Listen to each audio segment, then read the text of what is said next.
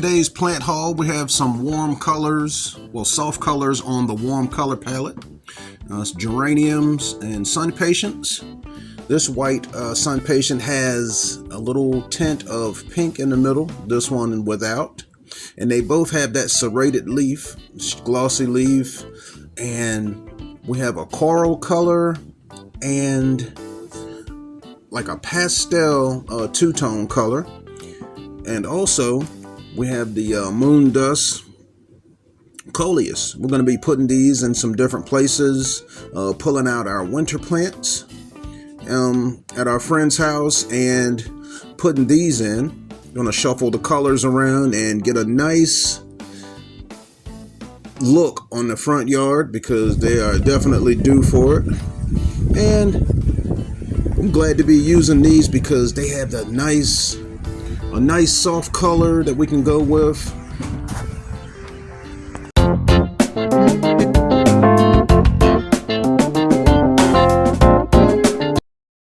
Oh, okay. We got them. The blooms are opening up, especially on this pink one. Look at the underside on this. We have the red stems, and the underside of the leaf has a red vein in it. And the white ones, they just have that glossy green leaf, serrated leaf. This two-tone is nice. That has the red leaves, and it's got some buds that are about to open. And I think we're going to go with like maybe 3 or 4 colors along with this moon dust coleus. The pink vincas are looking real good with that glossy leaf. And we had some white sun patience. Now you see how these leaves are jagged and pointy? They're still soft. Don't even hurt you. It looked like something that would cut your finger, but those leaves are really soft and they're shiny. Now look at these pansies. They're done. The blooms still look good and they still put on a show from a distance, but when you look at them up close, you can see that the leaves are drying out.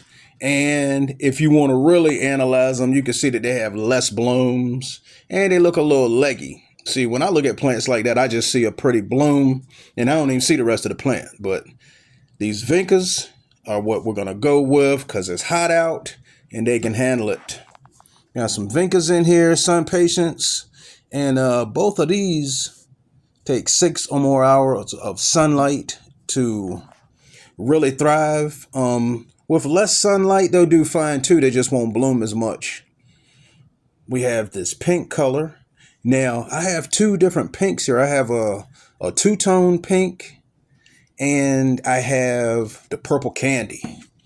Matter of fact, the purple candy is the two-tone pink. And with the vinca, we have the Coral Punch out here. And with the classic white, this vinca and this purple candy do really well. Now this classic white has a tiny green stigma in there, and we went ahead and spaced these out, and we made sure that we kept the purple candy away from the Coral Punch. See, that classic white breaks it up and you get a nice show. I wasn't too sure about the too close. Well, you see this underside, right? That's where the difference of the 2 pinks comes in right there. See, the purple candy, they have a red vein and a red underside. Vincas, nice crisp white with these serrated leaves. That's the classic white. The compact classic white, sun patience, and the Coral Punch and purple candy. Spaced them out, and this looks like this is going to do good because they get really big. Now in our backyard, the grass has just been cut and taking a little break, and I walked by here and look at what I saw. The blanket flowers are opening up. Yes, I saw some buds earlier this week, but this is actually one of the first 2 to start developing petals, and I see that there's a lot more right behind them. This is their first summer. This is the second summer, Janice. They have been here for 1 winter, and they are on our list of perennials in our collection. We have our petunias going around here, but I'm excited about this blanket flowers because this is another perennial that we'll have coming up in that corner. Now look at these caladiums and petunias. Crisp white, and we caught the sun shining through the back of this one. Nice pink and green, and when the sun's not shining through it, it looks more red. You see the sun this time of day, it's starting to get a pink look to it, and the splashy edges around that leaf, stunning. Now over here in the big pot, we have the geraniums at the top, the petunias. These petunias have a velvety look to them, and I don't have the tag, but I really like looking at these, and the next time I go to get them, I'm going to make sure that I look for a tag on these because they are beautiful. Look at the two different tones of color here. You have like a deep purple and pink in there. That is truly, truly amazing. And we have our other plants in here too. I'm not cold watering them. You got your white petunias in here and Silenia begonias. Another plant haul. Look at the lilac vincas. Nice lilac color. Then we have the white vincas.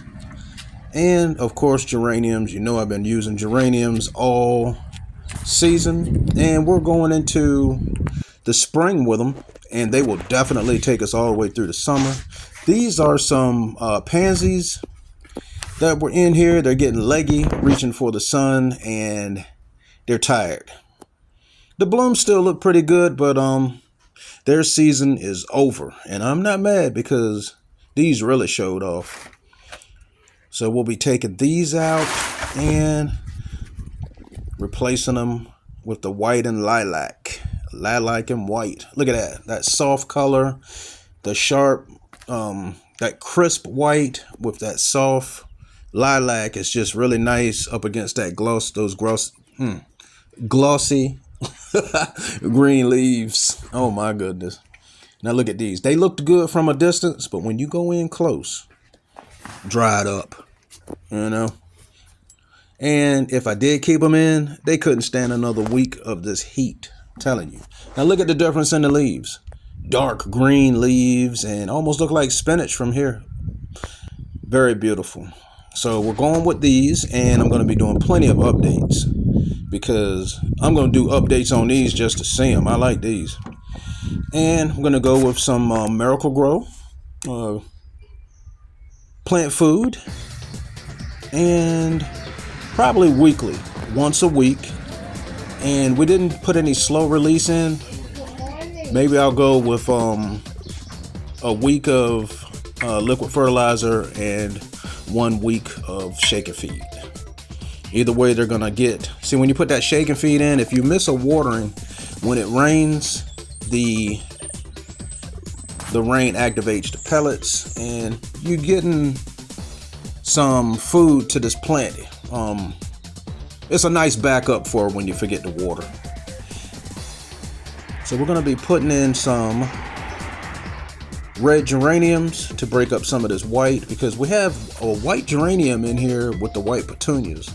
So we're going to have the top of the pots filled out, well, almost full, and then you have that white petunia trailing. So when we put this red geranium in with those variegated leaves, it's really going to make a statement, and it breaks up the white, and you get those two, you get the two effects, the height, and you get the trailing over the side. And the creeping Jenny, that gives you your instant trailing, starting off with long shoots down the side of the pot. It really accents and shows off up against that black pot, because that black and green is a nice contrast. Now out here, the dianthus were finished, and we put geraniums in to fill in for the red.